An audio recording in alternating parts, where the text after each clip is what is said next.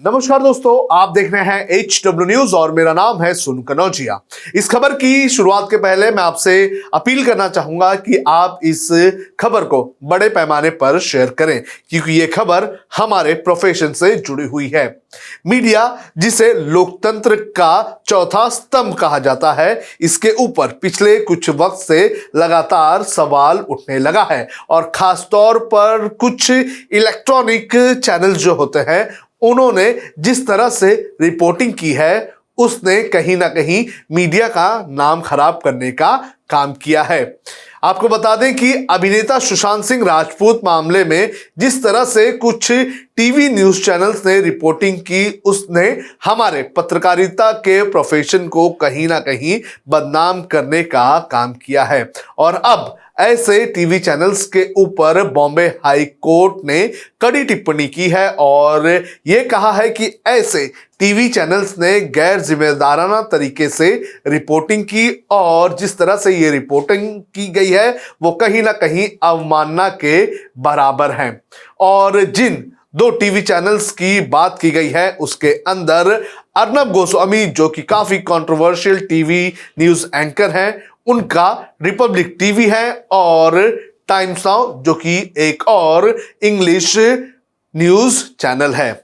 आपको बता दें कि कुछ वक्त पहले जब अभिनेता सुशांत सिंह राजपूत मामले की जांच मुंबई पुलिस कर रही थी, तो उस वक्त ये जो दो टीवी चैनल्स हैं, इसके अलावा और भी टीवी चैनल्स थे, उन लोगों ने इस तरह की रिपोर्टिंग की जिससे कहीं ना कहीं ये साबित हो रहा था कि ये जो चैनल्स हैं ये रिपोर्टिंग नहीं बल्कि नौटंकी कर रहे हैं। और इसके बाद कुछ रिटायर्ड आईपीएस ऑफिसर हैं, उन्होंने बॉम्बे हाई कोर्ट में इस मीडिया ट्रायल के खिलाफ याचिका दाखिल की थी और इस याचिका पर फैसला सुनाते हुए कोर्ट ने यह कहा है कि इन टीवी चैनल्स ने, खास तौर पर इन दो टीवी चैनल्स ने अपमानजनक रिपोर्टिंग की और जिस तरह से रिपोर्टिंग नहीं करनी चाहिए थी उस तरह की रिपोर्टिंग की गई।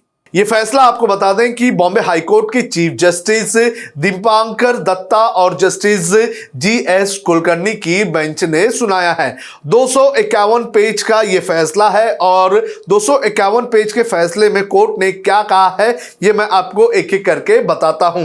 कोर्ट ने यह कहा है कि एक दूसरे से ज्यादा स्मार्ट बनने के लिए इन दो चैनलों ने सच्चाई और न्याय की दिखावटी लड़ाई शुरू कर दी। उनकी धारणा है कि मुंबई पुलिस लोगों के अधिकार की रक्षा नहीं करती है। उन्होंने सीआरपीसी के आदेशों और कानून व्यवस्था की जिम्मेदारी को भी हवा में उड़ा दिया। तो ये जो सबसे इंपॉर्टेंट पॉइंट इस फैसले का ये रहा है कि ये जो टीवी चैनल्स थे, जिन दो टीवी चैनल्स की मैं बात कर रहा हूं, इन टीवी चैनल्स ने हर एक मर्यादा तोड़ दी और साथ ही साथ मुंबई पुलिस जो इस पूरे मामले की जांच कर रही थी उसकी तस्वीर इस तरह से बनाने की कोशिश की गई जिससे ये लगे कि मुंबई पुलिस जो है वो मुंबई के लोगों की रक्षा करने में सक्षम नहीं है। आपको बता दें कि मुंबई पुलिस की जब बात आती है तो मुंबई पुलिस हमारे देश की जो पुलिस है उनमें सबसे अच्छी पुलिसों में से एक है। तो ऐसे में मुंबई पुलिस की जांच पर जिस तरह से सवाल उठाए गए थे वो भी सवालों के घेरे में था। इसके बाद कोर्ट ने अपने फैसले में कहा कि ये जो चैनल्स थे ये खुद ही वकील बन गए और खुद ही जज बन गए। कोर्ट ने कहा कि इन दोनों टीवी चैनलों ने खुद ही जांच करनी शुरू कर दी, खुद वकील बन गए और फिर जज बनकर खुद ही फैसला भी सुना दिया। महामारी के दौरान केवल वे ही लोग जाग रहे थे, बाकी सब सो रहे थे।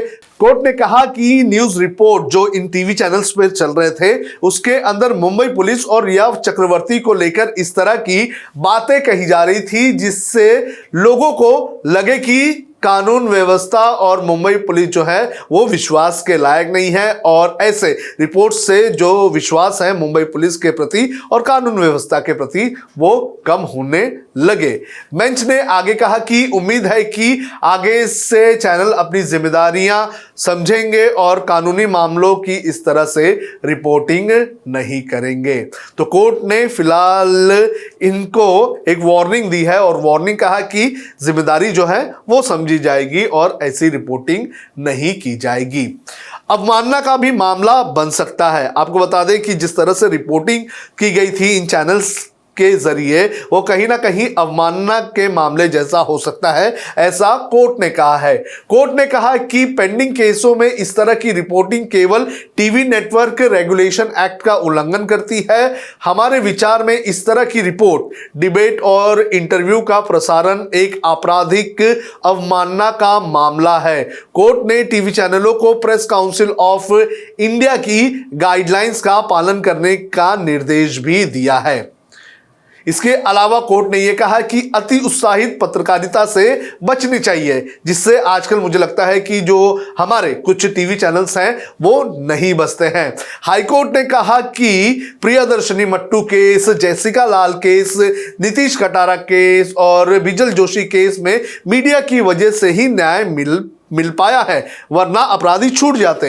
लेकिन अति उत्साही पत्रकारिता से बचना चाहिए। लोगों को आकर्षित करने के लिए ऐसी रिपोर्टिंग ठीक नहीं है जिससे न्याय व्यवस्था में बाधा पैदा हो। तो इस तरह से कोर्ट ने जो दो हमारे टीवी चैनल्स हैं जिनका नाम रिपब्लिक टीवी है और टाइम्स नाउ है, इन दोनों को आड़े हाथ लिया है। अब कोर्ट ने और क्या क्या टिप्पणी की है ये मैं आपको एक एक करके बताता हूं। कोर्ट ने कहा कि मीडिया द्वारा किया गया ट्रायल पुलिस द्वारा आपराधिक जांच में हस्तक्षेप करता है, यानी कि पुलिस की जो जांच होती है क्रिमिनल केसेस में, उसके अंदर इंटरफेयर करने का काम करता है। इसके अलावा कोर्ट ने कहा कि media trial cable TV act के तहत बनाए गए प्रोग्राम कोड के विरोध में है, यानी कि मीडिया ट्रायल अगर जो होती है वो जो कानून बनाए गए हैं उनके खिलाफ है, जो कोड बनाया गया है उनके खिलाफ है। प्रेस काउंसिल ऑफ इंडिया द्वारा अपराध रिपोर्टिंग पर दिशा निर्देश इलेक्ट्रॉनिक मीडिया पर भी लागू होनी चाहिए। आपको बता दें कि कोर्ट ने इस मामले को लेकर काफी इंटरेस्टिंग ये बात कही है। कोर्ट ने कहा है कि जो स्टैंडर्ड्स बनाए गए हैं प्रिंट मीडिया के लिए, उन स्टैंडर्ड्स को अब इलेक्ट्रॉनिक मीडिया को भी पालन करना चाहिए और कहा है कि जब तक इलेक्ट्रॉनिक मीडिया खुद अपने जो गाइडलाइंस है वो नहीं बनाती है, तब तक उन्हें इन गाइडलाइंस का पालन करना होगा। इसके आगे कोर्ट ने कहा कि मीडिया को जांच के बारे में चर्चा को लेकर संयम का पालन करना चाहिए ताकि आरोपी और गवाह के अधिकारों का हनन ना हो। कोर्ट ने आगे कहा कि एक अभियुक्त द्वारा स्वीकार किए गए बयान को प्रकाशित करना, जैसे कि ये एक स्वीकार्य प्रमाण है कि जनता को इसकी असावधानी के बारे में जाने बिना इसे टालना चाहिए। इसके अलावा कोर्ट ने कहा कि आत्महत्या की रिपोर्ट करते समय यह सुझाव में कहा जाना चाहिए कि व्यक्ति कमजोर चरित्र का था, ऐसा कहने से बचना चाहिए। आपको बता दें कि सुशांत सिंह राजपूत मामले में सुशांत सिंह राजपूत के कैरेक्टर के ऊपर भी कई टीवी चैनल्स ने सवाल उठाए थे। इसके अलावा कोर्ट ने यह कहा कि अपराध के दृश्यों का पुनर्निर्माण, आपको बता दें कई लोग ऐसा करते हैं, रिकंस्ट्रक्शन जो है, संभावित गवाहों के साथ साक्षात्कार यानी कि गवाहों का इंटरव्यू, संवेदनशील और गोपनीय जानकारी लीक करने से बचना चाहिए। तो इस तरह की कई सारी इंपॉर्टेंट बात कोर्ट में कही गई है और कोर्ट ने मीडिया ट्रायल को लेकर टाइम्स नाउ और रिपब्लिक टीवी को कटघरे में खड़ा कर दिया है। जब हमने HW न्यूज नेटवर्क की नींव डाली थी, तब हमने यह ठाना था कि न्यूज और इंफॉर्मेशन ये लोगों तक फ्री पहुंचनी चाहिए, मुफ्त पहुंचनी चाहिए, और हम आज भी ये वचन पर कायम हैं। पर जैसे आपको मालूम है, न्यूज चैनल चलाने के लिए पैसों की जरूरत है, तो हमको सबको न्यूज फ्री पहुंचाने के लिए कुछ मेंबर्स और कुछ सपोर्टर्स की जरूरत है। जी हां, मेरी आप सबसे गुजारिश कि आप सब HW न्यूज हिंदी की मेंबरशिप को ग्रहण करें। ये सदस्यता स्वैच्छिक है, यानी कि आप अपनी मर्जी के मुताबिक इसे ग्रहण कर सकते हैं, क्योंकि अगर आप इसे ग्रहण नहीं भी करते तब भी आपको HW न्यूज हिंदी के तमाम कार्यक्रम मिलते रहेंगे।